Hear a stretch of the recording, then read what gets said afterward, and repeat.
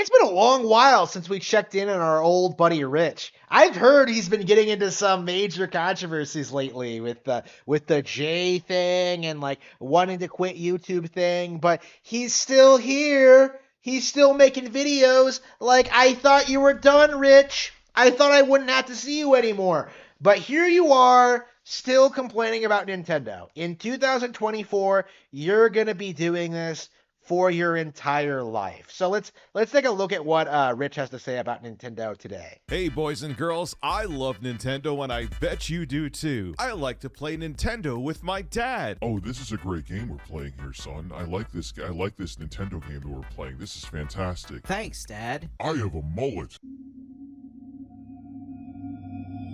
Skip it up and that up.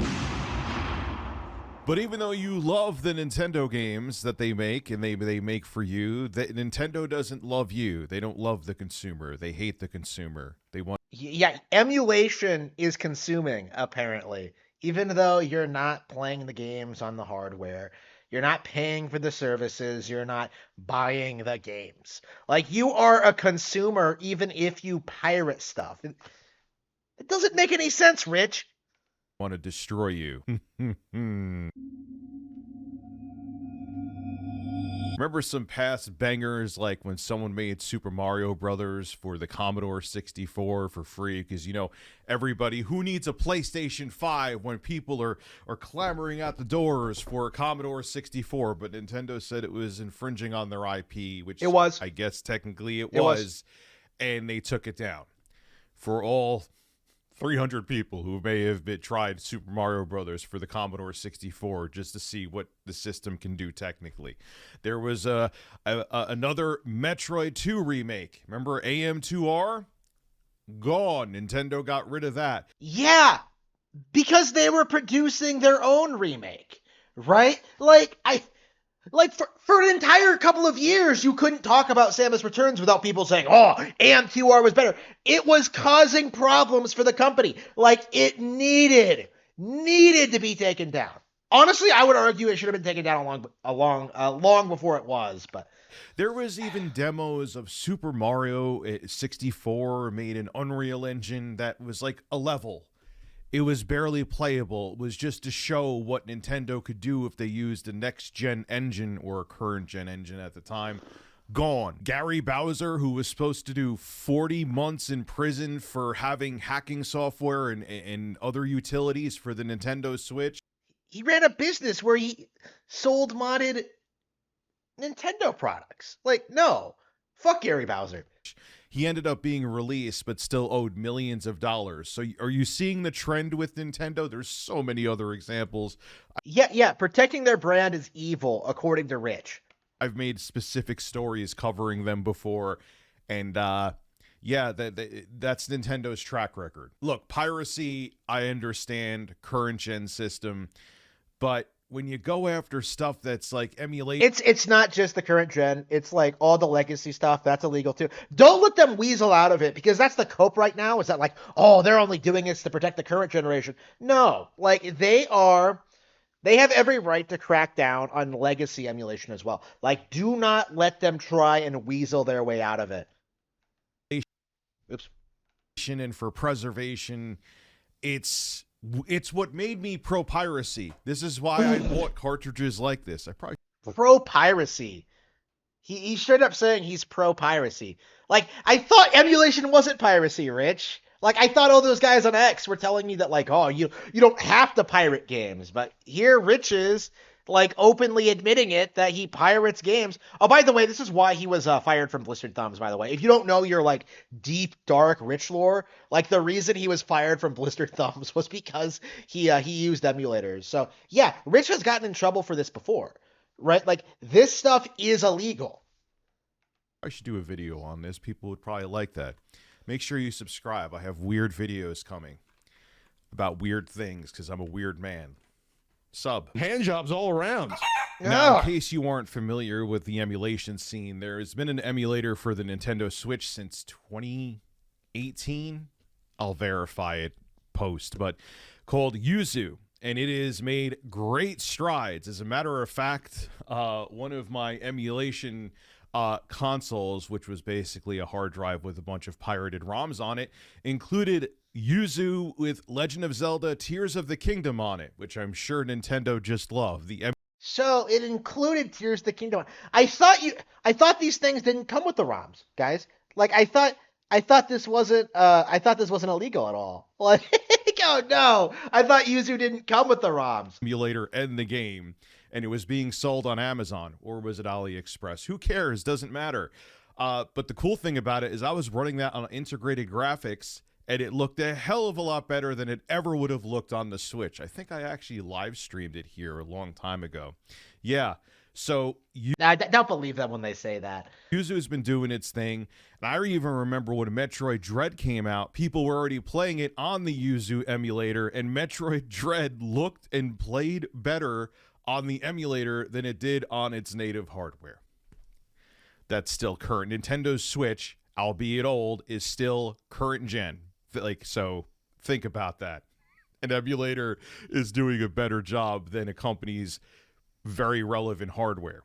So Nintendo, I'm sure, has been paying attention, obviously, and they weren't too happy about it. And guess what? Cease and desist letter sent to the Yuzu developers. Of course, even though they're not sending out any pirated games, Nintendo's like, you know what? You just admitted you just admitted your Yuzu emulator came with a pirate. Sending out any pirated games, Nintendo's like, you know what? This is like the war on drugs for gaming. You're giving a catalyst for people to be able to pirate our game. Nintendo has decided that they are going to sue the developers of the Yuzu Nintendo Switch emulator, because why not? Even though they're not pirating any games or selling games or selling ways to hack your Switch, like what? Yeah, they're not hacking your Switch. They're just letting you play the games on other hardware. That isn't illegal at all. Like, come on. Someone else, they're still getting attacked by Nintendo. And this is why I covered this stuff, because it drives me absolutely insane. This comes from Polygon.com. I'll read it to you, then we'll discuss. Now, Nintendo has a 41-page lawsuit filed against the company Tropic Haze. They make Yuzu. Nintendo also specifically references a person aliased as Bune, or Bunny, maybe, who leads development on the emulator. Now, these are the same guys who made the 3DS emulator Citra, so they have a history of making Nintendo emulators. So they need to be taken out. Like, they need to go. Aren't pushing out ROMs anywhere.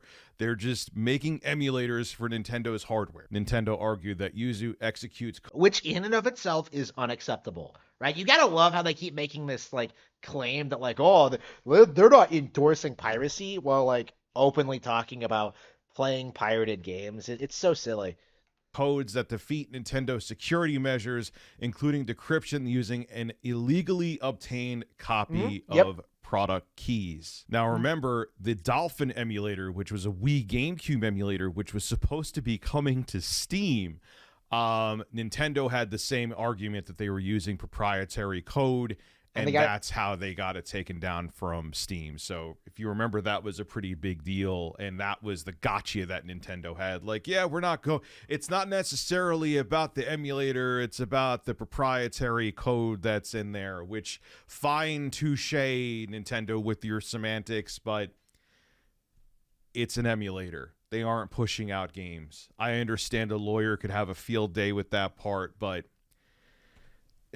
you're not going to stop emulation, Nintendo. Anyway, let me continue here before I go into my rant and become a giant ape with a bird next to me, which I already am. In other words, without Yuzu's decryption of Nintendo's encryption, unauthorized copies of games could not be played on PCs or Android devices, Nintendo wrote in the lawsuit. As the alleged damages created by Yuzu, Nintendo pointed to the release of Legend of Zelda Tears of the Kingdom.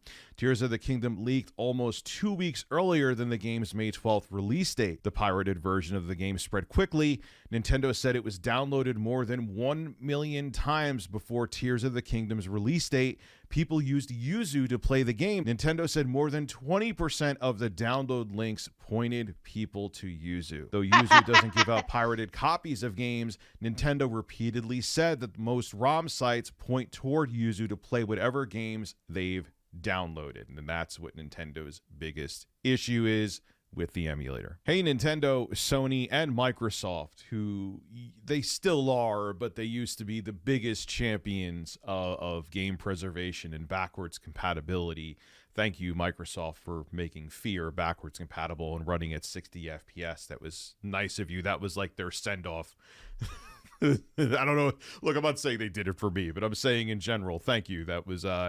if you want to play the best console version of Fear, play it via backwards compatibility on your Series X. You have to get the disc, though, because I guess Microsoft didn't have the licensing. So go buy Fear on eBay. It's worth it. It's one of the best first-person shooters ever made. But my point being is that there's a reason why people want to emulate games. It's not just piracy. Of course, people want to play crap for free. Herp derp. That's never going to go away. But the problem with the industry now, and that's why I used to be against multi-carts like this. I used to be like, hey guys, you getting a pirated copy of a game is similar to you going into a store and slicing it open and shoplifting. I was an idiot. The problem with that now, and why my opinion has changed over the years, is that the companies don't care about preserving anything. They would rather not preserve it. Okay, advocate for Nintendo to release these games then. Like they have the Nintendo Switch Online service. Like advocate for them to release everything through those apps, right? Like again, this is my problem with the argument. Like the preservation thing is that everything is being preserved. Like this is just a cope. This idea that like all these big popular games are just gonna like disappear is a complete cope. It's not true. Like, it's never going to happen, never will happen. But, like, they keep advocating for it anyway. It's ridiculous.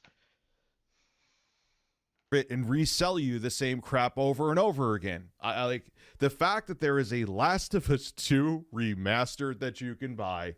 I understand you could just upgrade for $10 if you already own it. Is absolutely unbelievable. They just want to keep reselling you the same damn games. That's why they don't really care about game preservation. That's a big part of the reason as to why they don't really give a crap about game preservation. They rather resell you the same game 30 times. Yes, maybe 1 million people did pirate Legend of Zelda Tears of the Kingdom, but do you think that would have stopped anyway? Do you think that when Yuzu goes down, that there's not going to be another talented team of people that put together another emulator? And now, like, it's that one's going to get taken down too. That emulator isn't going to be as good. It's not going to be as popular, but it's still going to get taken down as well, right? That's the reality of this. This is why people like Rich are freaking out about this, because without Yuzu, they have nothing. They have no justification for not supporting Nintendo hardware. So it's a big deal for these people. when you take them down, Nintendo, that there won't be another emulator for the Switch, especially as we go into the Switch 2 era. Come on, you know it, it's ridiculous. But they think they're going to put the fear of God on people. And here's the other thing that bothers me. Okay, 1 million people downloaded a copy of Legend of Zelda Tears of the Kingdom and pirated it. First off, we could actually go into semantics if you want to, Nintendo. How do you know that people, those 1 million people, maybe didn't buy a copy of that game? Maybe, let's say, 200,000 to 300,000 did. So you're gonna say that 1 million people pirated the game off of a mod site, but they own an actual copy of the game? What? That doesn't make any sense. Like, why would you do that? That did not happen. Maybe less, maybe more. They just wanted to have a superior experience than your limited old piece of hardware can offer. Did you ever think of that?